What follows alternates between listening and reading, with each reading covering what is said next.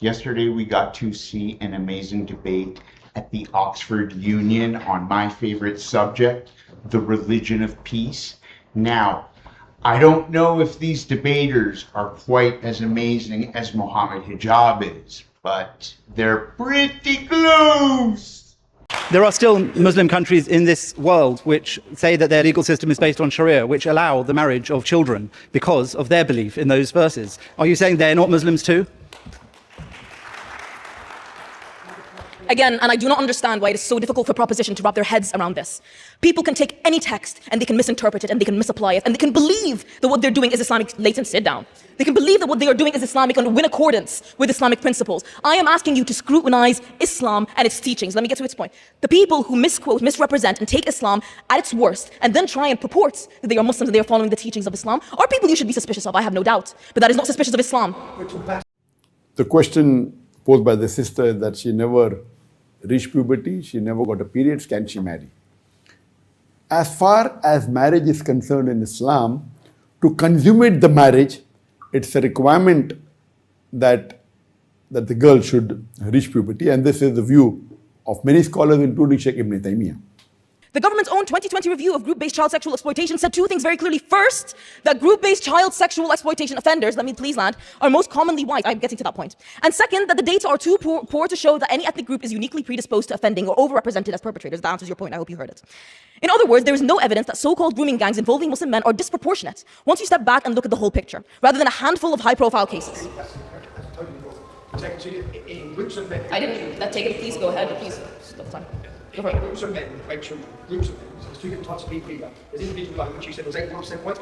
The country's got 87% white, so they're not overrepresented. The point is, Pakistani men make under a conservative, no, because you made your point, you've made your point, and I've heard it. You made your point, and I've heard it, and Mr. Robinson, can I ask you to take your seat again, please? Thank you. Okay.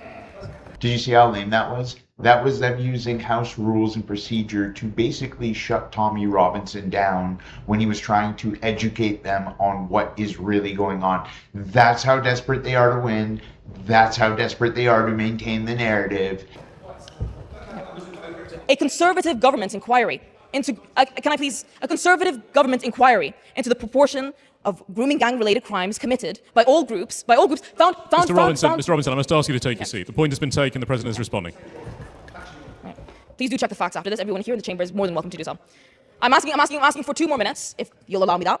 Second, that Muslims are disproportionately represented among those who flag concerns to counter-terror programs. It is Muslim mothers who call the hotline, Muslim fathers who sit with police officers and say that something is wrong. The community the proposition frames as a threat is in practice one of our most reliable lines of defense. 167 million people watch the documentary. They know Pope Paul. I'll say you probably not saying incredible. Did you watch the film? Did you watch the documentary? No, but I read about the legal proceedings. Did you watch the documentary? I read about the legal proceedings. I read about the legal proceedings. You haven't seen the truth. So you distrust the court. You distrust one of the institutions. Mr. Robinson, Madam President. You watched the film like 160. Order. Thank you. Madam President, I think, if I can ask you to take your seat. Mr. Robinson, I can ask you to take yours. And I call upon Mr. Jonathan Sacradotti to continue the case for the proposition. I don't even know, guys. Like, this woman, she's like the judiciary, you don't trust them. No, we don't. We don't trust the judiciary. We don't trust the judges. In Britain, it's almost impossible to find the statistics between ethnicity and crime. You don't make that hard to get unless you're trying to hide something.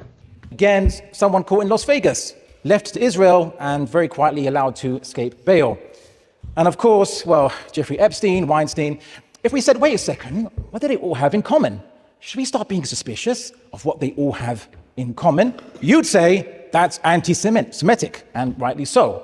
So could we not extend, perhaps, the same latitude to criminals in every other community on planet Earth? Please. None of those people used the Torah to justify sexual abuse, for example, or any of those things, because it's not in there. They did it because they're bad people, You mean the not Mishnah, because they're perhaps? Jews. Some, actually, that there's been some quirky rabbis, not actually part of the mainstream, but have argued for permissibility to have sexual relations with a child over 3 years old. Would we say, oh, that means that all Jews are allowed to do that, and that's allowed for Jews? No, it's not, right? So anyone can, as the saying goes by Shakespeare, the devil can quote scripture. First of all, the Prophet was 53 years of age when he married Aisha. Was He married before that? Yes, he was married when he was 25 years of age. For a quarter of a century, he married a woman who was 15 years older than him. So he married a woman of 40 when he was 25 and remained married to her until she died when she was 65 years of age. This isn't the track record of a womanizer. Guys, he can't be a PDF file because he married this old lady when he was a young man. Don't you see? Don't you get it? Okay, Sheikh, but again, why did he marry this child? After she died, that is Khadija, may Allah be pleased with her, he married a woman his age, Saudah bin Zam'a. She was also 50 plus years of age. So why are you avoiding the question? This is what we don't like. We don't like this, little magic show that you're doing.